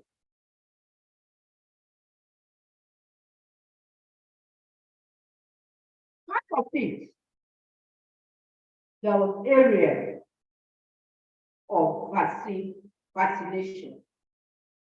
This is a very good area don't talk about, even as professionals, biosafety, biosecurity professionals. But I have some questions that when implementing this, are there defined and implementable vaccination policies in our laboratories? Do we have ongoing policies? Different policies? Are vaccination identified for personnel that are potentially exposed to biological agents or toxins? And many of us work in the laboratory that we are implementing this. Are individuals considered unfit for work in the facility or health grants? Identified and prevented from accessing areas where there are risks of exposure. These are all areas. Like people working in the TB laboratory, we always advise if you have HIV, better not to work in the TB laboratory. You are pregnant, you are immunocompressed. These are all information But how many people do we pass this information to those of our workers? Or we just keep it that way? To visitors, contractors, and other non-profit connect provide evidence of vaccination or evidence of established immunity before entry. No. Contractors come in, visitors come in, because, you know, people to come and work. I'm not talking to intrude in the lab because we have the knowledge of assets, you know, restriction assets. But not to come and do some work, contractors come and repair equipment, all these things. We keep them all this information. It's good to be vaccinated. What's rationale behind vaccination? What the vaccination, what it can do? These are all information we are supposed to see. Give our people. Where we are now, we have sustained gains by ensuring coordination at national and regional levels, along with required investments. Is that not true? We have. It's not across all the levels. From national down, we have sustained gains in one way or the other.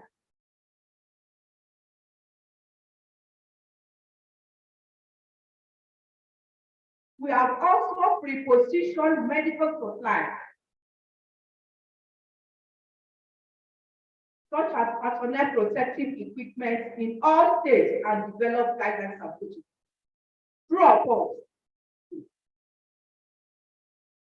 There are times if I go for assessment for some of our facilities. All these pictures are taking some of our facilities.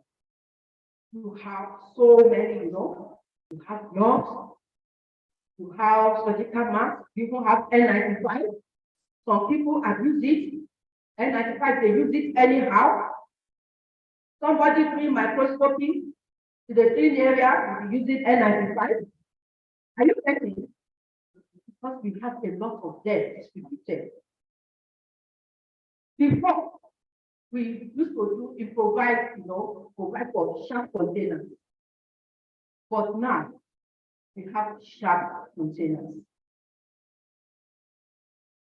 Ziploc bags, even for our, you know, packaging of specimens. These are all things that we have. We also have guidelines, protocols that have been established for different areas that we are implementing. Even protocols, guidelines, we are talking of, you know, donning and doffing, you know, of PPEs, all those, you know, they are in place, they have been established. Things that we don't find before. You will see places where there's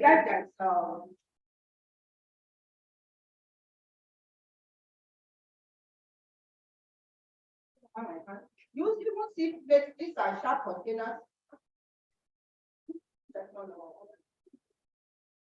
You see sharp containers, you see the mask. These ones are N95, stop there. Ziploc, it's just that this is not clear. They are not clear. These are real pictures. Check it. During maybe assessment of any. This one, you can see, this one is central public health. You know, hand washing. Even if you don't have this, people with buckets, different things, people are washing hands. These are all the things that were put in place. Information.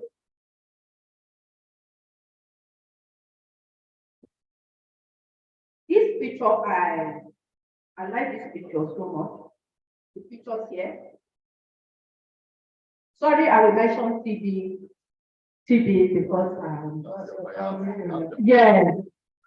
And it was people that helped me into coming, knowing about it right so many years ago. You can see this is our world. You see papers, you know, family, friends, sitting down. No isolation. Whether you have TB, whether you have any other disease, modern body is the one rule. Surgery, surgical process is also in the same room. No isolation. You will see family members sitting on the ground. You will see them cooking in the hospital environment of their families that are sick. These are all rules. These people are being exposed one way or the other to risk. Even some of the patients too, they are also exposed. Somebody with maybe surgical heart appendicitis, you are staying in the same place with somebody with tuberculosis, which is airborne infection. Are you getting? So you are exposed. But now, this is what we are having now. We have this in Lagos State. It's not hospital. We have all this because of the pandemic. This is our TB laboratory in Zaria, you know, a modular laboratory, DSS3 laboratory. This is what is that isolation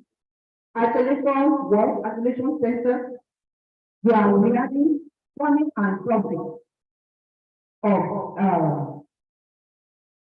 PPE.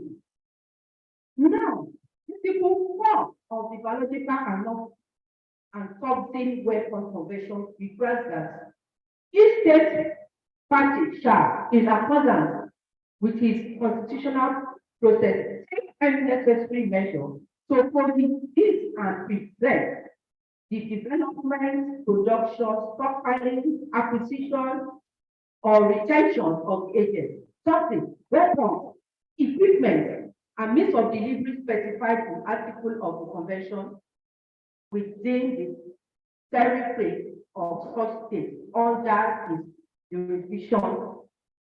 So you can also see our waste management. Even within NiBSA, we have only one certified person, according to record. We need more. You can see something dumping. These are real pictures, what is happening. You see scavengers picking up things, waste. But now, we are aware of what? Segregation. You see different colored waste, even different colored bags, you know, all those. These are our own aggregated. This one is in UPTH, you know, for waste, high technology, where you have little or nothing, no soup, no remaining. Nothing. And see our locally, where there's no money, the locally fabricated one, copying this particular one. So, I've told you before that we have increased network of laboratories. The multi-sectoral, we have the biological weapons convention, global health security agenda. We have the joint external evaluation, which is called JEE, of international health regulation, international health regulations. We have G, we have G7. All these are multi-sectoral efforts, you know, that are in place to help us in the culture of biosafety and biosecurity. Like I initially said, so many things have happened even within the university. So many of these our universities, they are also helping. These are the multi-sectoral, they are helping with biosafety. If we can see this one, this is the MSc program in Bayero University, you know, on biorisk management. Please, we have Prof. Aliyu. Please, can you write up an education? Thank you so much for the good work. We appreciate you. And so many universities also are joining you. Lagos State, Rivers, University of Guinea, Obafemi Awolowo, Ife, and Ibadan.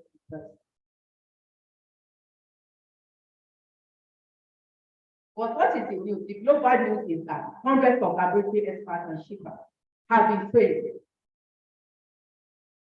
Institutions and laboratories in Nigeria and African regions are now trending towards implementation of what? Effective biosafety and biosecurity principles and practices. Information of the principles of getting and practices, you know, is propagated everywhere. This is the list. Despite all this, the health system is swallowing the health workers. Why do we have this? Because the workers, they are not motivated. The workers, and when I'm talking about motivation, it's not only money. On the things that you need. Thinking of biosafety, biosecurity, you have places that they are not supplied with the adequate, equipment that is necessary to implement biosafety and biosecurity. Even there's no secret, no restriction, access, everything, nothing.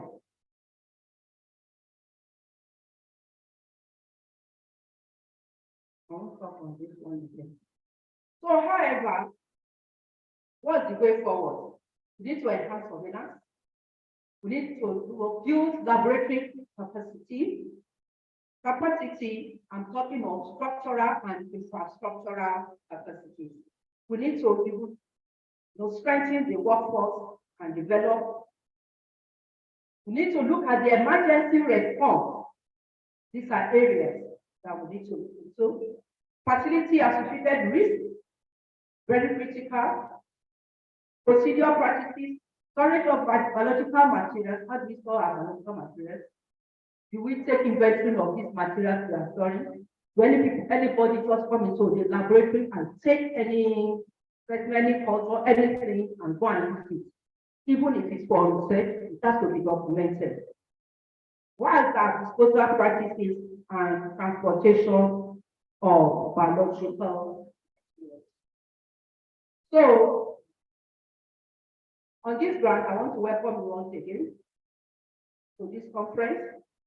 And I think I need to stop here. But despite that, I need to appreciate all our partners, NLCN, MDMA, NCDC, IVA, Zambia, African Biological Safety Association, and many more.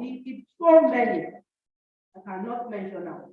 And even you that are seated, I want to appreciate you all, because we are all stakeholders to work to this development. We are working in our process, to propagate the culture of biosafety and biosecurity. So I rest my case for here. Thank you so much.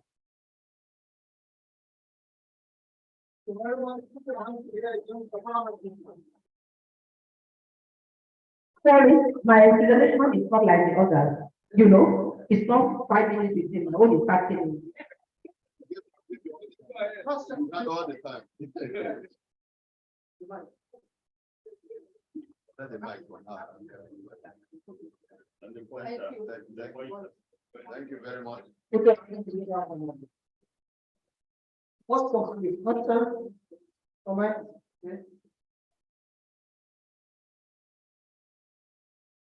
Thank you, Mama T, for that very insightful presentation. Mine is a bit of concern, but with regards to where we are now. With regards to where we are now, in terms of the infrastructures and the development that followed the outbreak of COVID-19. You made mention of some DSM-3 labs, and I know that to maintain and sustain DSM-3 lab is a lot. So where are we in terms of the support? And like you rightly said, most of the support most times are from people from outside. So where are we now? Thank you.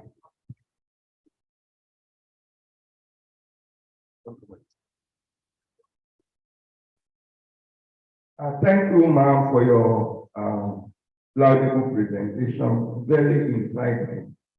So I would like to bring the latest practice when it comes to presentation, according to WHO now, especially for a long speech. We are expected to stand up to give us the opportunity to stretch. I would like us to do that. Yes, it's a WHO standard now that when a speaker speaks, especially for longer duration beyond 10 minutes, we are expected to stand up, applaud, and so give us the opportunity to stretch. So I'm doing that. Thank you very much. Thank you very much.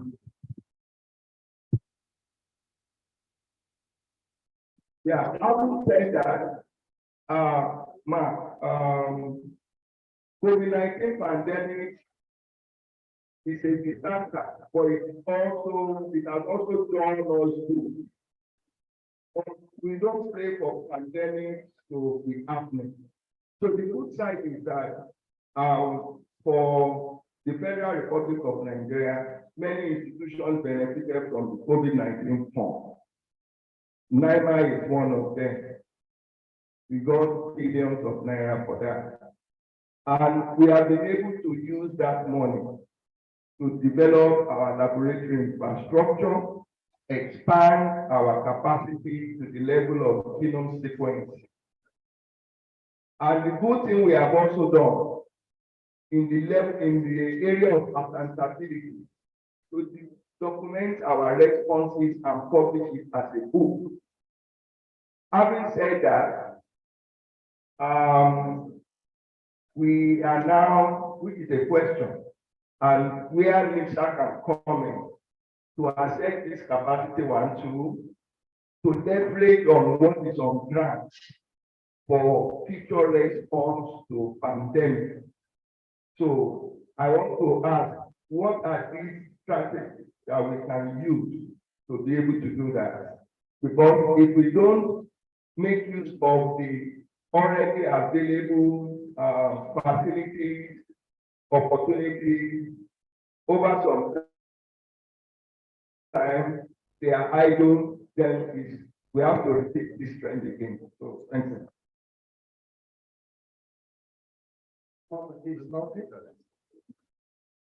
Thank you, our mama, for that elaborate presentation. The problem we're having in this country, I don't know what practical way we can change the scenario. Because some of this knowledge is there. So we have two particular things that is disturbing us in this country. One, attitudinal issue on the side of practitioners. And also, this idea of believing that we cannot do local funding of implementation of some of this, even when partnering with diseases. If you look at tuberculosis, you look at even the last COVID-19 issue, majority of the country come from outside.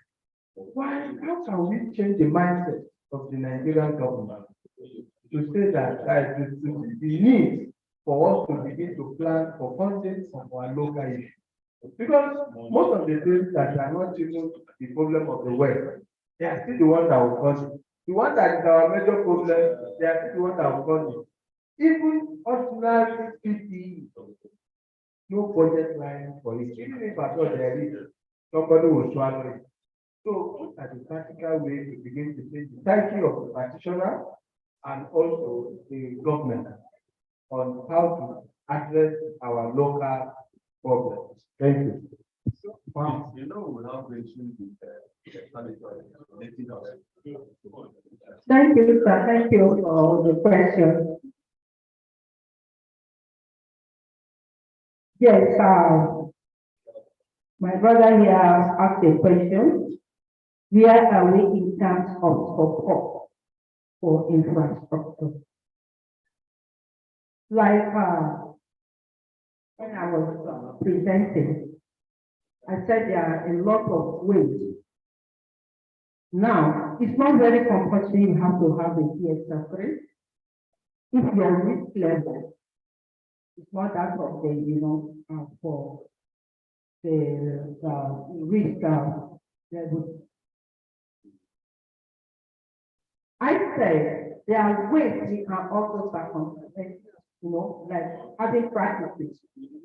Having more practices, talking about safety level 3, very, very good, which is even more effective and sustainable than having that structure. The structure, like you said, especially when we're talking on the modular about safety level 3, to maintain it's not that easy. But it's like you just see here, it can also tell you what you went through even when you emphasize restricting, maintaining the laboratory, you know, at biosafety level 3 laboratory at Canada. These are all the things, you know, that are not so easy. And this community of containment community, they have the idea that, you know, must come to the country instead of developing people in the country to help with, you know, maintaining stability, you know, do everything that has to do with hepatitis and everything in the biosafety level 3 laboratory. People are not developed, capacity not developed. If capacity can be built, that will help us a lot. Because majorly South Africa or US, that coming in countries, the money for their flight, the days they are going to spend, every day they stay, they don't have less than $700 per day. That they are not, we are not talking of accommodation, just like consultancy. So these are all the things that we need to look into, how to develop our people. I think government should develop more people in the country, with capacity of our professionals in country to be able to stand into it. That will really help us a lot. The project is aware now. When we're talking about safety level 3, because the pandemic, you know, is like an eye-opener. Most of them don't really talk about safety level 3. So they are trying to build all this. So for sustainability is key. How can NiBSA come on to leverage what is on ground? Yes. Like we said, most of the support here coming from outside. Even the development practice now. NiBSA can even certify that guy so long practice. Are you getting?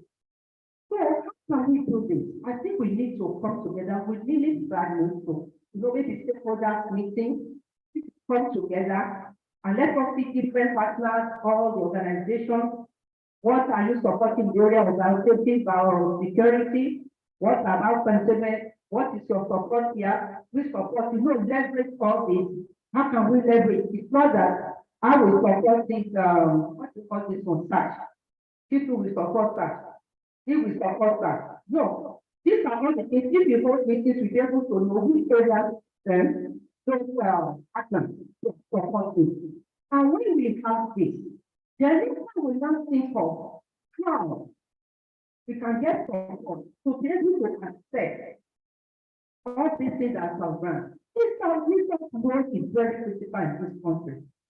If we are to follow what NiBSA is supposed to do, when we are talking of instituting culture of safety and biosecurity, it's very huge. But like I said, money, budgeting, as silence. Silence work will help system as silence us too. It's as silence us we need. Because to go out to do all this. Like when we are we are supposed to go all over professionals, you know, to go out, you know, for during this pandemic for the response. But that is not happening. We are thinking of attitude. No, sustainability, like thought about sustainability now. But talking of attitude of personnel. This is something that I don't know, is everywhere. Everywhere. Let me tell you, attitude of personnel are taught to people. You know, in TV program, you know, you are giving tiny money, small money, even for test. Perform test, is only positive, or test, or test. Perform molecular test. Is successful, you get more money. The money is so small, But we are talking of performance. The output I'm telling you. Cases that we are saying we are looking for missing cases in TB program, we already find it. We already find it. It's a best practice that was published by WHO. So if you go and look at 2022 global report, it's one of the best practices in TB program. We are not thinking of one particular test, every molecular test. Initially before, some workers, I don't tell all of them, some workers attitude is that way. If there's breakdown of one of the equipment, to help the support for the test, if there's breakdown, they might not even report to the coordinator in the state, they don't care. The person will not care. So God say, oh, what's up? Lower around that is whether I want to or I don't want to. At the end of the month, my salary is in. That is the attitude of most of our workers. We don't go out of our way to do something things. Now that we have some check, I want to say, the more I check, the more money comes to my hand. I take money to my salary, not my salary. So many people on this side. People say they can even have as much as what they are weekly, monthly. When you get the service maintenance unit, because if one is not going on,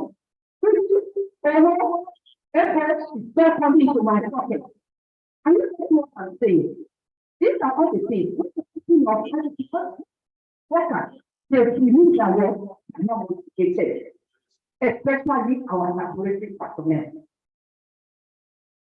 Motivation, apart from money, environment, you want this, like you said, you want love, they don't give you love, many areas. So, thank you. I think that is all. Thank you. Put your hands together. Thank you. We have a question for Dr. Ezekiel as well as Dr. Yusuf. Dr. Chidima Ezekiel. Can you please mention the limitation details observed in the assessment? Can you please mention the limitation details observed in the assessment tools? That's for Dr. Ezekiel. And then for Dr. Yusuf, we have what are the original virulence genes and the acquired virulence genes observed in the study? Can you present any relationship between A. Bomani and S. aureus in terms of hospital-acquired infections? The other one we have is a recommendation for Abdul, which we cover. Can you? Okay, thank you for the question. Two assessment tools were used, and in my course of presentation, I mentioned that for the biosecurity tool, that is biosecurity center. So one of the limitations is that in area of biosafety, it not really covers other important biosafety pillars like the BRM spreadsheet did. The second thing for the BRM spreadsheet, because it uses the inflexible answer technique, that is yes or no. It not really gives us the degree.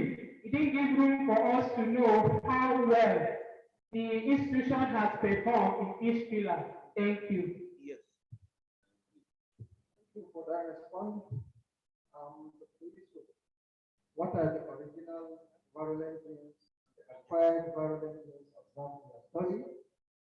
Can you present any relationship between A. Bomani and S. aureus in terms of hospital-acquired infections?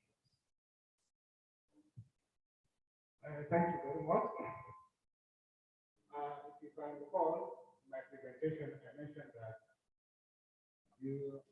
Parameter strains originally were gotten from soil sample where there is no human exposure there. So those bacteria are the A. bomani gotten from those places were wild type, they are so susceptible to almost all antibiotics. But on reaching the hospital, then they were in this last study we did, 39 virulence genes were acquired. Notable among them are the ones that are responsible for biofilm formation, and the one that will enable them to attach themselves to abiotic surfaces, and the one that will enable them to conduct a kind of quorum sensing, that is communication among themselves. All these viral factors will now predispose them to increase their transmission rate and also lead them to become a more pathogenic bacteria. But those from the hospital, they are known to have that. That is the other synthesis. They are known to have that in the beginning. So it is the environmental strain that are now acquiring the virulent gene from the hospital environment. Regarding the Ebomani and S. aureus, yeah, all of them are highly nosocomial, that is the spread after in the hospital. But the latest rating now places Ebomani ahead of S. aureus because Ebomani is now pathogens of top priority now among the WHO list. Thank you very much. Thank you. Put your hands together for the clarity and the use. The recommendation is to approve Salah Gloria. The linens should be seen as biological waste to be decontaminated before washing and follow that one. It's a recommendation, it's a possible recommendation that the beddings, the linens should be seen as a biological waste to be decontaminated before washing and follow other protocols. Thank you all. It's time for us to go for a tea break. The tea break is ready at the restaurant. So we are now going to go and take our tea break. Thank you. Put your hands together for ourselves. Thank you.